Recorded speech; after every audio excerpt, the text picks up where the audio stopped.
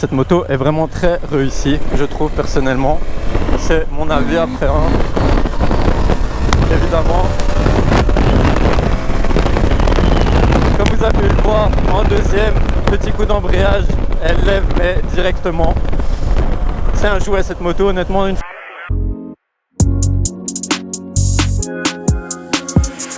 Salut les gars, aujourd'hui on se retrouve là où tout a commencé. Donc c'est-à-dire là où j'ai fait ma toute première vidéo et ce sera pour faire du coup une vidéo récap sur la KTM 890, donc les avantages, inconvénients, aventure évidemment, selon mon avis personnel à moi évidemment, donc ça ne touche peut-être pas tout le monde, vous serez peut-être pas d'accord avec moi. Donc il faut savoir que j'ai apporté quelques petites modifications dernièrement à la moto, dont le bec AliExpress à 20 €. Donc voilà, je trouve que ça rajoute un peu de gueule, ça fait un peu gueule de canard en vrai, comme ça fait beaucoup plus trail. Je trouve que ça ajoute quelque chose parce que je trouvais qu'il manquait quelque chose et en attendant le garde-bois à l'avant que je trouve pas du tout, qui coûte 150 € et qui en plus est indisponible partout. D'ailleurs je me rends compte qu'il me manque un catadioptre ici au niveau de la fourche, mais il a dû tomber. Ici j'ai rajouté quoi d'autre? J'ai revendu la ligne d'échappement, donc on est reparti sur la ligne d'origine. Pourquoi? Parce que le catalyseur qui est fait office de marmite là en bas, que vous pouvez voir ici, donc ce gros bazar, ça étouffe énormément le bruit. Et pour le prix, ben franchement, et même en termes d'esthétique, ben, comme dit mon pote, je suis une tortilla, je change beaucoup d'avis. Et ben voilà, finalement je me suis dit autant le revendre, pourquoi le laisser? Esthétiquement elle est très bien comme ça. J'ai remis la bulle d'origine, la blanche, qui n'est pas opaque. Mais pourquoi? Parce que ben, en ville, avec la haute vitre, etc., enfin la grande bulle, ben, je trouvais ça un peu dérangeant et même esthétiquement, je trouve qu'elle est quand même plus jolie avec cette petite bulle. Je ne peux pas mettre la teintée, pourquoi? Parce que en fait, si je mets la teintée, je ne sais plus fixer ce petit accessoire ici. Et donc, je ne sais pas mettre mon téléphone. Tandis qu'avec la bulle d'origine, ben, voilà, ça passe. Et la bulle haute Puig également. Alors, on va commencer par les avantages, je pense, de cette moto.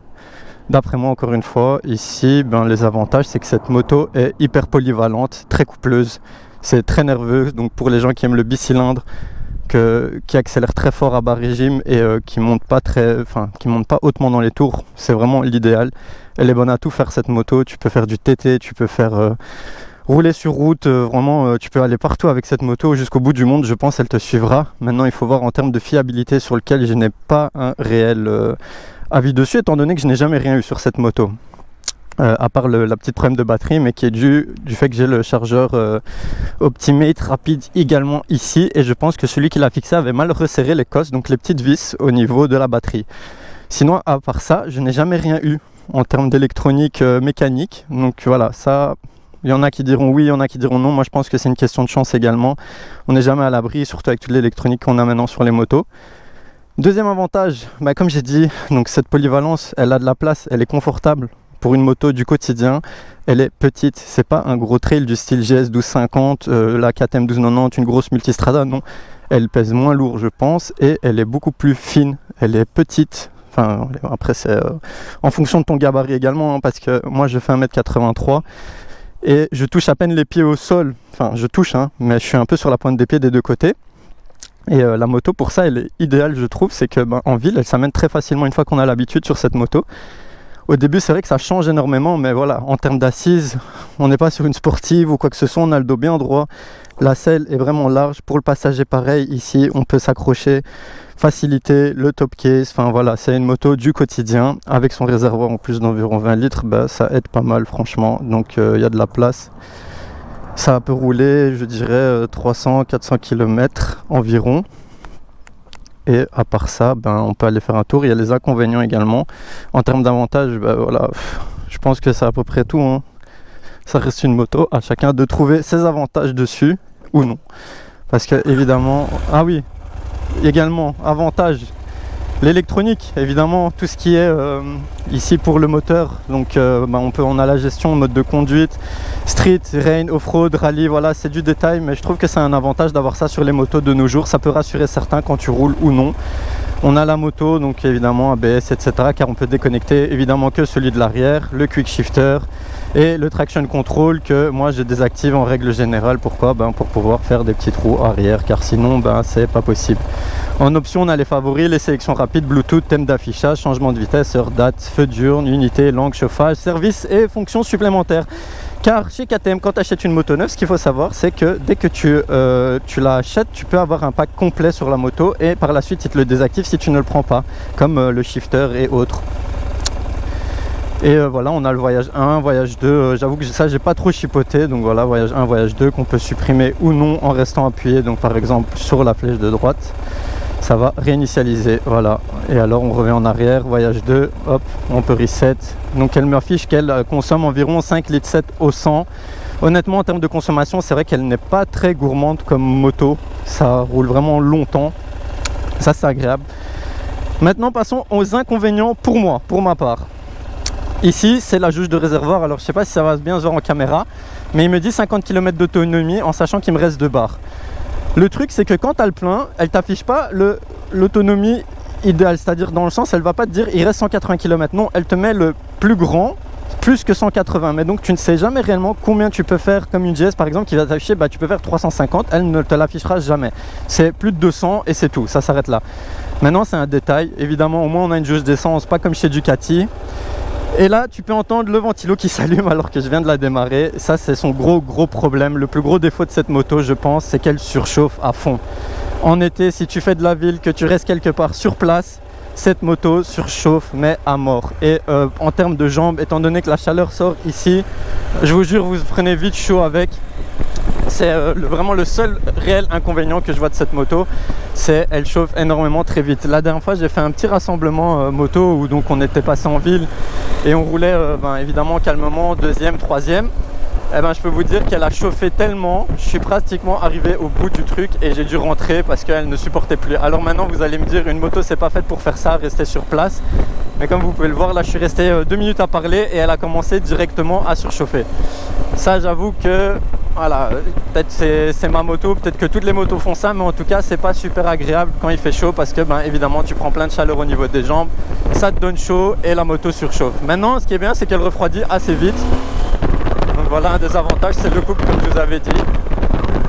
Et dernier désavantage de cette moto, je trouve, c'est qu'il n'y a pas de warning. Donc ici, tu as le clignotant gauche-droite, mais tu ne sais pas activer les 4 feux clignotants. Donc en cas d'interfile ou de problème, bonne chance en fait. Ça, il n'y a pas. Ne me demandez pas pourquoi, je n'en sais rien. J'ai l'impression que chaque marque a son truc. Ducati ne fait pas de jauge à essence et KTM ne vous met pas les feux 4 clignotants. Donc voilà, chacun son truc, chacun son dada, n'est-ce pas? Mais sinon, pour dire, cette moto est vraiment très réussie, je trouve personnellement. C'est mon avis après évidemment. Comme vous avez pu le voir, en deuxième, petit coup d'embrayage, elle lève mais directement. C'est un jouet cette moto, honnêtement, une fois qu'on a pris l'habitude, le fait qu'elle ait ce réservoir en bas, encore un avantage évidemment. C'est que cette moto, elle a un centre de gravité très bas, donc on est très vite à l'aise avec cette moto pour rouler. Maintenant, voilà, c'est quand même plus pour les gens qui sont un peu plus grandes de taille, comme vous avez pu le voir quand j'avais fait rouler mon stagiaire dessus, enfin mon collègue, pardon, excusez-moi. Quand j'ai fait rouler mon collègue dessus, lui était un peu plus petit et donc était inévitablement moins à l'aise sur la moto dès le début. Maintenant, c'est faisable, je sais qu'il y a des gens plus petits qui roulent sur les motos. Et ça fonctionne très bien. Chacun doit trouver son dada, n'est-ce pas? Ici, aujourd'hui, j'ai eu un petit truc bizarre. C'est un peu du guidonnement comme ça, un petit jeu à cause de ces petites bulles. Alors je pense que c'est parce qu'il y a énormément de vent aujourd'hui. Et la petite bulle n'aide pas réellement avec mes gros pare-mains qui prennent tout le vent. Donc j'ai rajouté ces petits pare-mains ici, comme vous pouvez le voir, les côtés, ici le plastique noir. Évidemment, c'est du AliExpress, donc ça coûte aussi une histoire de 5-10 €. C'est pas très cher et honnêtement pour le froid etc c'est utile. Maintenant clairement ça me met des petits coups de volant, de guidon pardon, dès qu'il fait fort ventu. Alors quoi d'autre sur cette moto? Honnêtement en termes de prix, je pense que neuf vous l'avez pour je pense que c'est une moto à 13 000 €, voire 14 avec quelques options, n'est-ce pas? Pardon monsieur, merci. Ah maintenant j'ai priorité en fait, c'est le triangle. Suis-je bête? Et voilà. Ici la moto elle est géniale. Maintenant clairement pour le quotidien, j'avoue, pour faire des bêtes balades en ville, rouler etc, c'est peut-être un peu too much honnêtement. Donc moi je rappelle, je l'ai acheté d'occasion comme la plupart de mes motos, à part la toute première que je m'étais achetée quand je vivais encore chez mes parents, ce qui est logique quelque part, je m'étais fait plaisir. Maintenant il faut faire un peu attention aux finances, mais donc voilà, cette moto elle est terrible. Je la conseille énormément pour les gens qui veulent faire des longs voyages, parce que tu lui mets la bulle haute et franchement tu es parti pour faire de l'autoroute etc, en termes de vent etc, c'est vraiment pas mal. Elle est confortable, voilà. Maintenant clairement tu fais 5 heures de route, ben, t'as mal aux fesses, hein, ça y a rien à faire.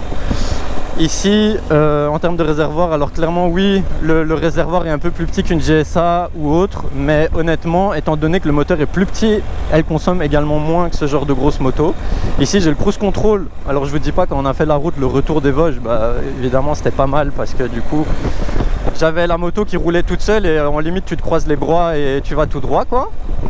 Ici aussi, cette moto, ce que je disais, pour la ville, juste faire de la ville, ça revient un peu à acheter une grosse sportive 4 cylindres de 200 chevaux, style R1, pour rouler dans la ville à rien faire quoi. Je trouve que c'est un peu dommage pour cette moto qui est vraiment faite pour voyager, je pense, et évidemment aller faire plein de petites routes, les TET, et donc rouler dans du sable etc. Je pense qu'elle est vraiment géniale. Elle a plus de chevaux que la Ténéré qui en a 70 je pense. Ici on a quand même 115 chevaux. Alors en termes de taxes, je l'avais déjà dit en vidéo, ça coûte 200 € je pense à l'année, et en termes d'assurance j'ai payé 200 € également. Maintenant ça dépend de vos assurances, de votre expérience. Vous n'aurez pas tous les mêmes prix, en sachant que je vis en Belgique également, donc ce n'est peut-être pas la même chose. Je fais que croiser des belles voitures quand je roule la moto, c'est fou. Donc voilà. Ici, je vais être honnête avec vous, j'ai quand même comme projet de changer de moto, une vraie Portia comme disait mon pote. Pourquoi? Alors, honnêtement, j'ai rien à redire sur cette moto, elle est vachement terrible, même si j'ai des petites peurs de fiabilité. Maintenant, je pense que c'est à cause de ce qui se dit sur internet avec KTM qui est en faillite, enfin qui a fait faillite, qui a été repris, etc. Voilà, moi pour l'instant, je peux rien dire en termes de fiabilité, elle est top. Je peux pas m'en plaindre, mais je trouve que pour le quotidien, voilà, on est quand même dos droit, etc. Donc en termes de confort, clairement, c'est pas une sportive. On est très très bien, mais j'aimerais une moto un peu plus joueur que je vous présenterai certainement si j'achète ou pas, parce que je vous avoue que je ne sais pas trop si je change ou non. Faut pas prendre ça à la légère non plus, parce que la moto est vraiment géniale et j'ai pas envie de me faire une erreur et de regretter ce choix. Maintenant, clairement, je pense que, comme je l'ai dit, pour le quotidien, cette moto elle est géniale. Mais pour mes critères actuels, mon pote là qui vend sa GS avec qui j'étais parti dans les Vosges, évidemment en termes de voyage je n'en ferai plus spécialement. Donc j'ai pas réellement ce besoin d'avoir cette moto au quotidien en fait. Et j'ai envie d'un truc un peu plus joueur honnêtement, vraiment plus petit, plus fin, emmener plus facilement. Alors peut-être pas une MT7 hein, n'est-ce pas, mais voilà, vas-y jeune homme. Le petit R1 évidemment.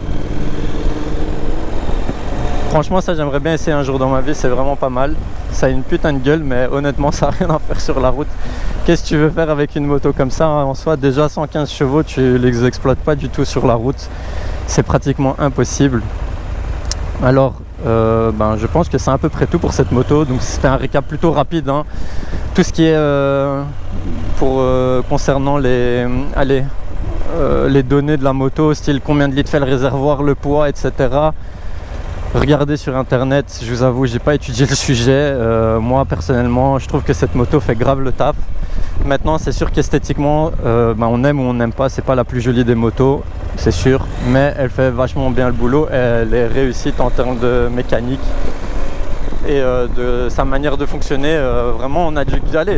Elle a de la reprise en dessous de 3000 tours minute, quoi. Donc, ce côté-là est vraiment génial. C'est une moto très joueuse. Alors à ne pas mettre entre les mains de tout le monde, oui et non, je dirais hein, honnêtement. Ça c'est chaque moto, c'est en fonction du pilote hein, la moto elle le donne, et à toi de gérer ou non ce que tu mets comme gaz. Il y en a qui roulent comme des fous et il y en a qui sont beaucoup plus calmes, donc en fonction maintenant je trouve qu'on peut très bien commencer avec. Je ne sais pas par contre si elle est disponible en A2 ou non. Mais voilà, en tant qu'en moto A avec les petites valises, tu dois aller au travail, prendre ton équipement, aller faire les petites courses ou quoi.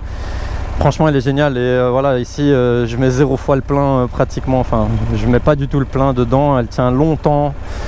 contrairement à d'autres motos. Par contre voilà, elle chauffe énormément et là c'est encore le cas maintenant, elle allume direct. Maintenant c'est vrai qu'il fait 25 degrés, alors je sais pas si c'est réellement une météo où il fait chaud, mais il fait lourd et voilà, elle surchauffe énormément, le vent il vient surtout des côtés là.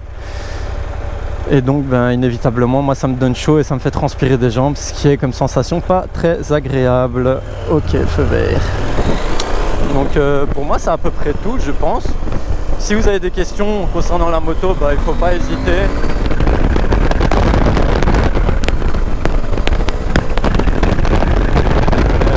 Oula, ça souffle, je ne sais même pas si on m'entend encore.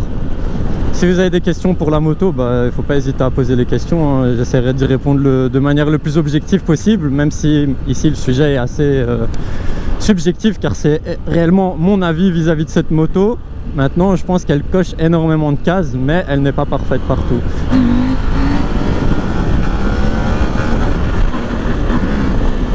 Alors inévitablement je m'améliore en wheeling depuis les premières vidéos que j'avais faites. Mais c'est vrai que je ne change pas encore de vitesse car j'ai peur honnêtement de me retourner. J'ai pas trop le frein, donc je lève en deuxième et j'essaie de lever vite et de tomber sur un point d'équilibre pour éviter de devoir aller mettre la troisième et retomber. Donc des fois je la tiens longtemps, des fois moins. Mais c'est en faisant qu'on s'améliore, n'est-ce pas? C'est en forgeant qu'on devient forgeron. Et voilà, c'est à peu près tout. Donc les gars, moi je vous dis à la prochaine, en espérant que j'aurai encore plein d'autres idées de vidéos et que mes vidéos actuelles vous plaisent plutôt bien. Salut jeunes motards. Et portez-vous bien. Allez, ciao ciao, salut.